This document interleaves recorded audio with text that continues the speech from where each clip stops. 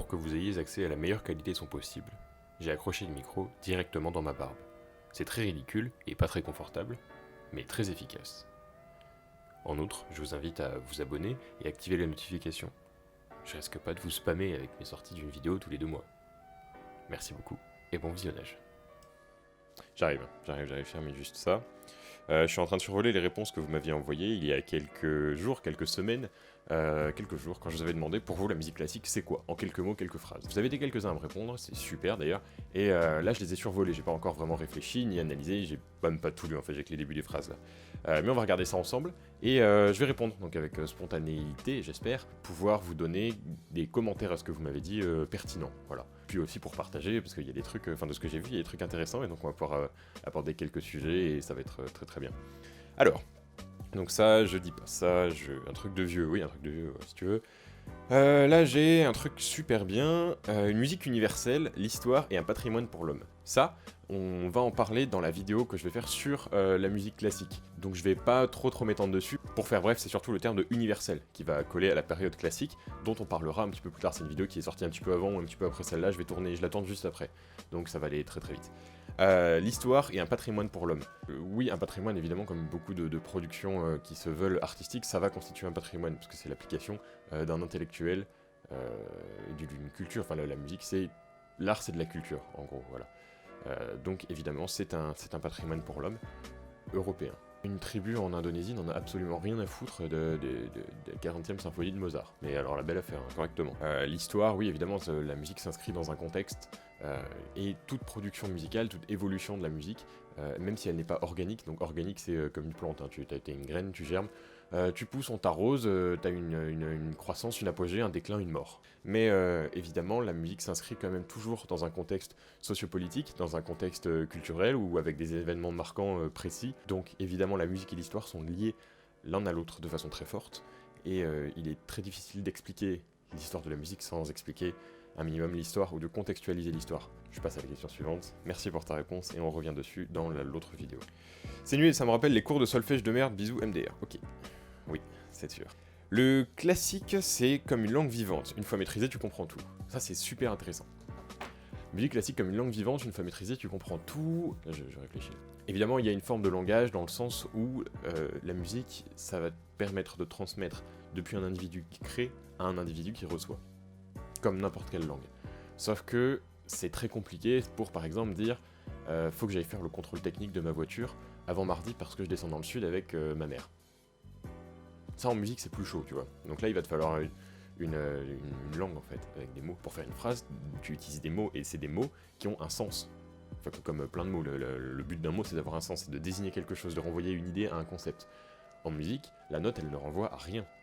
Alors, ensemble, elles peuvent avoir une symbolique. Il y a évidemment, oui, la symbolique des tonalités, les impressions que tu peux donner, et justement, c'est sur ce mot-là qu'on va s'arrêter, c'est sur le mot impression. Je pense que la musique ne renvoie pas des choses précises, mais par contre, peut émettre, peut transmettre, peut partager, peut signifier des choses dans le domaine du sentimental, de l'émotionnel. Ça va toujours renvoyer à quelque chose que l'on connaît. Tu as par exemple l'exemple du vol du Bourdon, tu vois, voilà. C'est Rimsky-Korsakov, donc, qui a écrit ça.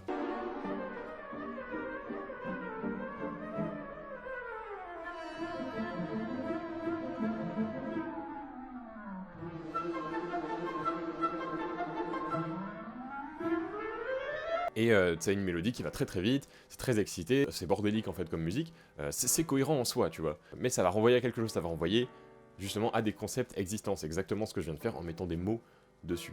À côté, t'as d'autres musiques, comme par exemple, il y a un morceau qui s'appelle le Miserere Mei de Allegri.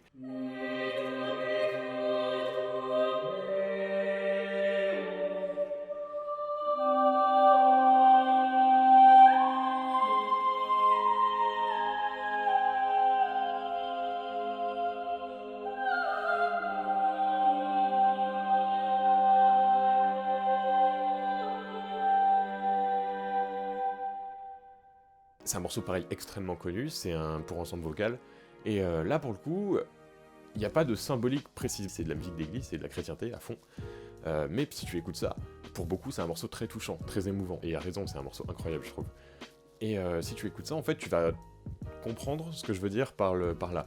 C'est-à-dire que ça ne renvoie pas à un concept précis, ça ne renvoie pas à un objet existant, il va y avoir quelque chose dans cette musique qui va t'émouvoir. Cette émotion que tu vas pouvoir obtenir depuis ce morceau, c'est peut-être en partie quelque chose qui est acquis.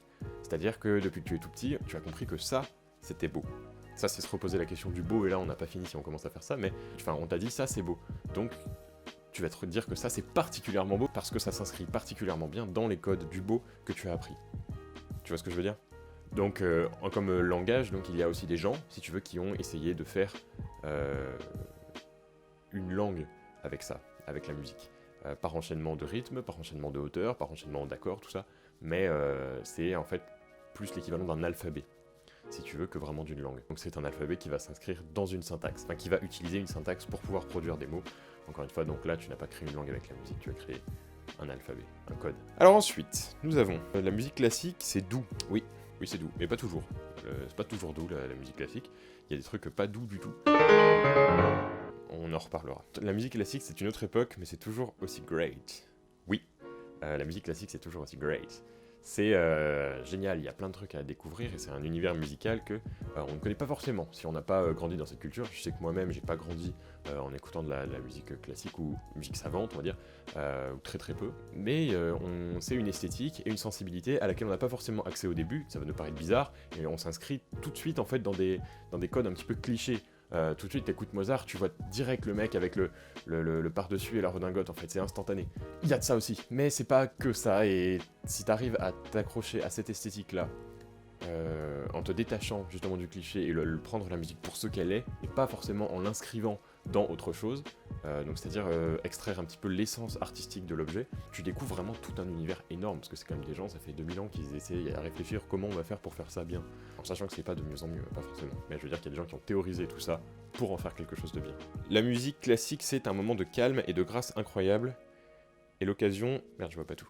Un moment de calme et de grâce incroyable, et l'occasion d'entendre des mélodies superbes. Calme et grâce incroyable, oui et non. Je suis assez d'accord avec toi, tu entendras des mélodies. Dans la vidéo sur la musique classique, on va discuter de pourquoi la mélodie et pourquoi des fois pas la mélodie. C'est ça, avec le style galant, avec tout ça, on va en discuter un petit peu très brièvement. Hein. Mais un moment de calme et de grâce incroyable, je suis pas forcément sûr pour ça. C'est-à-dire que tu vas pouvoir renvoyer avec la musique classique aussi à des morceaux qui ne sont ni calmes ni gracieux. L'exemple de très très connu, comment ça s'appelle, la 5e symphonie de Beethoven, le premier mouvement de papapapa.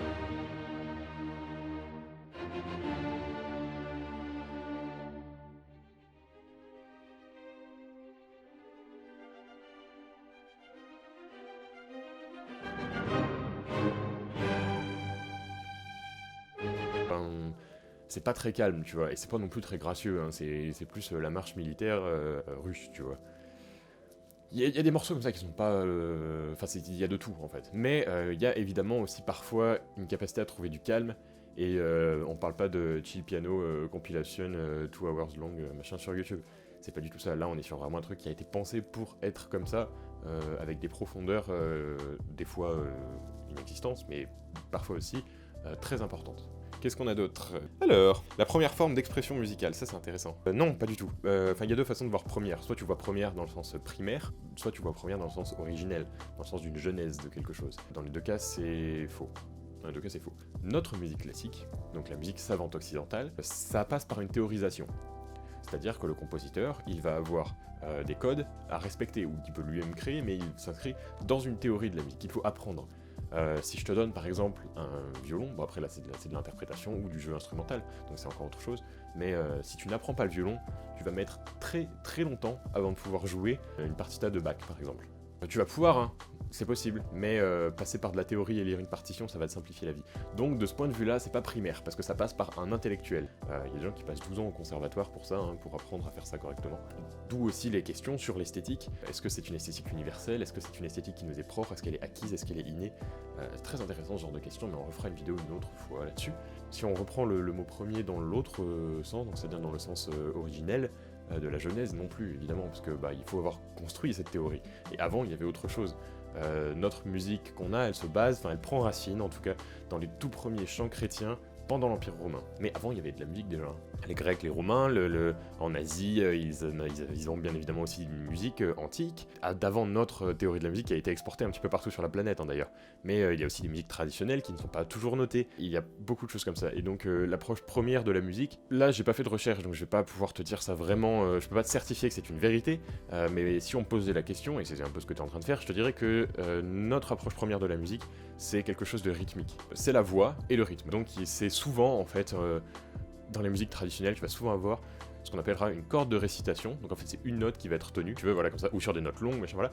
C'est ce qu'en Europe, on a appelé la teneur, parce qu'elle tient, et qui a ensuite donné son nom à ténor, donc pour la tessiture de voix. La tessiture, vous vous rappelez, c'est la hauteur, enfin, dans quel registre de hauteur se situe une voix ou une voix ou un instrument. Et par-dessus, tu vas avoir quelque chose d'autre. Mais s'il n'y a pas cette autre chose, cette teneur-là va faire office entièrement de musique, et à ce moment-là, c'est pour réciter. C'est une corde de récitation, et en latin, en tout cas pour la liturgie très ancienne, donc il y avait autour du 3e, 4e siècle de notre ère, on psalmodiait des textes religieux en latin. La psalmodie, c'est vraiment réciter. Tu vois, j'ai pas de truc en latin là à lire. Quand je me tiens sous l'abri du Très-Haut et repose à l'ombre du Puissant. C'est pas du rock, ça. C'est cette espèce de récitation de la messe que l'on va baser sur une rythmique que l'on appelle la prosodie latine. La prosodie, c'est la vitesse, la façon, corrigez-moi si vous avez d'autres façons de le dire dans les commentaires, n'hésitez pas. Mais c'est ça, c'est le mot, c'est la prosodie. C'est la vitesse à laquelle tu vas réciter tes mots, où est-ce que tu vas mettre tes accents, où est-ce que tu vas faire des pauses dans ta phrase, quel mot est-ce que tu vas accentuer dans ta phrase, et tu te bases comme ça sur un rythme, sur un roulement qui avance. Et pour moi, c'est ça, c'est l'approche première de la voix. Ensuite, on imagine à l'ancienne vraiment des gens qui tapaient sur des bouts de bois, des tambours, des choses. Donc il y a aussi cette approche rythmique, parce qu'en nous, il y a aussi quelque chose de rythmique, c'est les battements du cœur. Bon, sauf si t'as des gros problèmes cardiaques, à ce moment-là, c'est chiant. Mais il y a aussi peut-être quelque chose d'inné avec le battement régulier, en fait. Parce que c'est le battement du cœur, pas forcément du nôtre, mais celui de notre maman, quand on est dedans. On grandit avec ça, on se développe avec un battement régulier, celui du cœur. Donc peut-être qu'il y a un lien avec la rythmique comme ça. Mais en tout cas, écrire une fugue, ça n'a rien d'inné du tout. Voilà. Question suivante. Alors, on a la musique, c'est du grand art. Alors oui, la musique c'est du grand art, la musique classique.